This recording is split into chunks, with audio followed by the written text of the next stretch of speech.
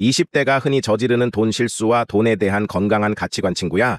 돈을 어떻게 다루냐에 따라 우리의 삶이 정말 많이 달라지잖아. 근데 특히 20대 때는 돈에 대한 실수가 많아. 오늘은 우리가 흔히 저지르는 돈 실수 3가지와 돈에 대한 건강한 태도에 대해 얘기해 볼게. 첫 번째 실수는 바로 무작정 서울로 이사 가는 거야. 서울에서 취업하면 모든 게 해결될 것 같지만 사실 그렇지 않더라. 서울에서 월세 내고 생활비 충당하려면 진짜 빠듯해. 처음엔 월급 받으면 괜찮겠지 생각하겠지만 막상 살다 보면 남는 돈이 거의 없어. 심지어 밥 한 끼 먹을 돈도 아껴야 할 때가 많아. 해결책은 뭐냐면 이사 전에 정말 생활비부터 꼼꼼히 계산해보는 거야. 요즘 경기도나 인천에서 출퇴근하는 사람들 많잖아. 교통비는 조금 들겠지만 대신 집값이나 생활비를 아낄 수 있어. 그렇게 하면 돈 모으기 훨씬 더 수월해질 거야.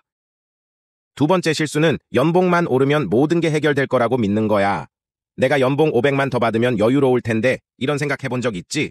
그런데 현실은 연봉이 오르면 그만큼 씀씀이도 같이 커진다는 거야.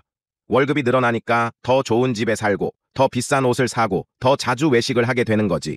그래서 정말 중요한 건 연봉이 오르더라도 그만큼 저축하는 습관을 같이 기르는 거야. 연봉이 오르면 소비도 늘리는 게 아니라 그중 일부는 꼭 저축하거나 미래에 투자하는 게 중요해. 내가 지금 돈을 모으기 시작하지 않으면 나중에 연봉이 2배가 돼도 모으기 힘들어질 수 있어. 세 번째 실수는 돈에 대한 잘못된 생각이야. 돈만 있으면 다 돼라는 극단적인 생각이나 반대로 돈 때문에 스트레스 받고 싶지 않아 라면서 돈 문제를 무시하는 것도 큰 문제야. 이런 태도는 결국 재테크에 실패할 가능성이 커.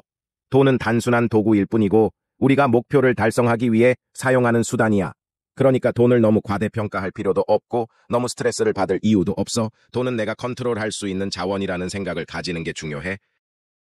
이제 돈에 대한 건강한 가치관을 좀 더 깊이 얘기해볼까? 사실 우리가 자라면서 돈에 대한 가치관은 부모님이나 주변 환경에서 많이 배워왔잖아. 그런데 가난한 집에서는 돈 얘기하는 걸 부정적으로 보는 경향이 있어. 돈 거리지 마라. 돈 없어. 다른 거 해. 이런 말들 익숙하지? 돈에 대한 부정적인 인식이 어릴 때부터 무의식적으로 쌓이면 성인이 돼서도 돈에 대해 부정적인 태도를 가질 수 있어. 반면에 부유한 집에서는 돈을 어떻게 관리하고 어떻게 벌어야 하는지 좀 더 자유롭게 얘기해. 그게 아주 중요한 차이야. 하지만 중요한 건 우리가 어떤 환경에서 자랐든 돈에 대한 태도는 바꿀 수 있다는 거야.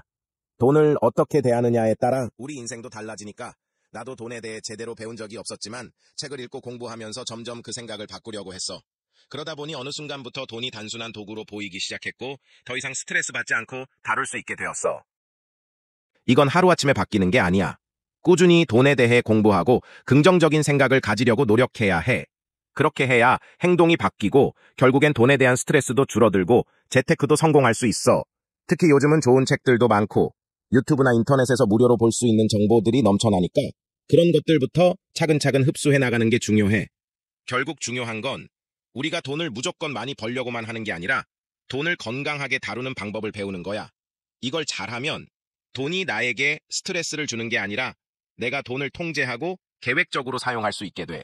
그래서 지금부터라도 작은 돈부터 차근차근 저축하고 돈에 대한 생각을 조금씩 바꿔나가면 너도 미래에 훨씬 더 여유롭고 행복한 삶을 살 수 있을 거야. 파이팅!